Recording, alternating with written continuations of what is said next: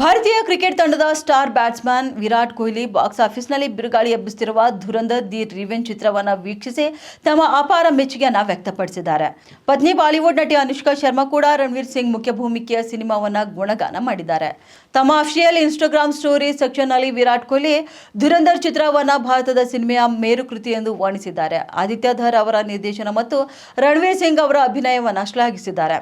ಎಂದು ಸಿನಿಮಾ ವೀಕ್ಷಿಸಿದೆ. ಭಾರತದಲ್ಲಿ ನಿರ್ಮಾಣಗೊಂಡ ಸಿನಿಮಾಗಳ ಪೈಕಿ ನಾನು ಈವರೆಗೆ ಈ ರೀತಿಯ ಸಿನಿಮೆಯ ಅನುಭವವನ್ನು ಪಡೆದಿಲ್ಲ ಎಂದು ಹೇಳಲು ಧೈರ್ಯ ಮಾಡ್ತೇನೆ.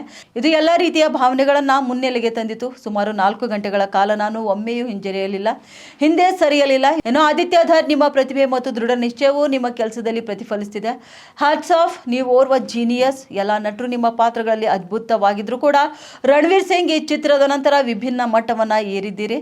ನಿಮ್ಮ ಅಭಿನಯ ಅದ್ಭುತವಾಗಿದೆ. ಖಂಡಿತ ವಾವ್ ಎಂದು ವಿರಾಟ್ ಕೊಹ್ಲಿ ತಮ್ಮ ಇನ್ಸ್ಟಾಗ್ರಾಮ್ ಸ್ಟೋರಿಯಲ್ಲಿ ಬರೆದುಕೊಂಡಿದ್ದಾರೆ. ಇನ್ನು ಅನುಷ್ಕಾ ಶರ್ಮಾ ಕೂಡ ಆದಿತ್ಯ ಧರ್ ಮತ್ತು ರಣವೀರ್ ಸಿಂಗ್ ಅವರನ್ನು ಶ್ಲಾಘಿಸಿ ಚಿತ್ರವನ್ನು ಹೊಗಳಿದ್ದಾರೆ. ಈ ಹಿಂದೆ 2010ರಲ್ಲಿ ಬಂದ ಬ್ಯಾಂಡ್ ಬಜಾ ಭಾರತ್ ಚಿತ್ರದಲ್ಲಿ ರಣವೀರ್ ಹಾಗೂ ಅನುಷ್ಕಾ ತೆರೆ ಹಂಚಿಕೊಂಡಿದ್ರು.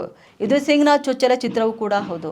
ಇನ್ನು ಆದಿತ್ಯ ಧರ್ ಎಂಥ ಅದ್ಭುತ ಚಿತ್ರ ಮಾಡಿದ್ದೀರಿ. ಸುಮಾರು 4 ಗಂಟೆಗಳ ಕಾಲದ ಚಿತ್ರವನ್ನು ಮಾಡಲು ತುಂಬಾನೇ ದೃಢ ನಿಶ್ಚಯಿಸಬೇಕು. ಹಿಡಿತ ಮತ್ತು ತಲ್ಲೀನಗೊಳಿಸುವಂತ ಹಾಗೂ ಸೂಕ್ಷ್ಮವಾಗಿ ರಚಿಸಲಾದ ಈ ಚಿತ್ರವು ಪ್ರೇಕ್ಷಕರ ಗಮನವನ್ನು ಸಂಪೂರ್ಣವಾಗಿ ಹಿಡಿದಿಟ್ಟುಕೊಳ್ಳುತ್ತದೆ. ಇನ್ನು ರಣವೀರ್ ಸಿಂಗ್, ನೀವೋರ್ವ ಫೈರ್ ಫಿಲ್ಮ್ ಮೇಕರ್. ನೀವು ಜೀವನದಲ್ಲಿ ಒಮ್ಮೆ ಮಾತ್ರ ಸಿಗುವ ಪಾತ್ರವನ್ನು ಹಿಡಿದು ದೋಷರಹಿತ ಅಭಿನಯವನ್ನ ನೀಡಿದ್ದೀರಿ. ಆರ್ ಮಾಧವನ್, ಅರ್ಜುನ್ ರಾಂಪಾಲ್, ರಾಕೇಶ್ ಬೇಡಿ ನಟನೆ ಅದ್ಭುತವಾಗಿದೆ. ಇನ್ನು ನಿಮ್ಮಲ್ಲಿ ಓರ್ವರನ್ನು ಹೊರತುಪಡಿಸಿಯೂ ಕೂಡ ಈ ಚಿತ್ರವನ್ನು ಯೋಚಿಸಲಾಗುವುದು. ಚಿತ್ರದ ಹಿಂದಿರುವ ಎಲ್ಲರಿಗೂ ಅಭಿನಂದನೆಗಳು ಎಂದು ಬರೆದುಕೊಂಡಿದ್ದಾರೆ.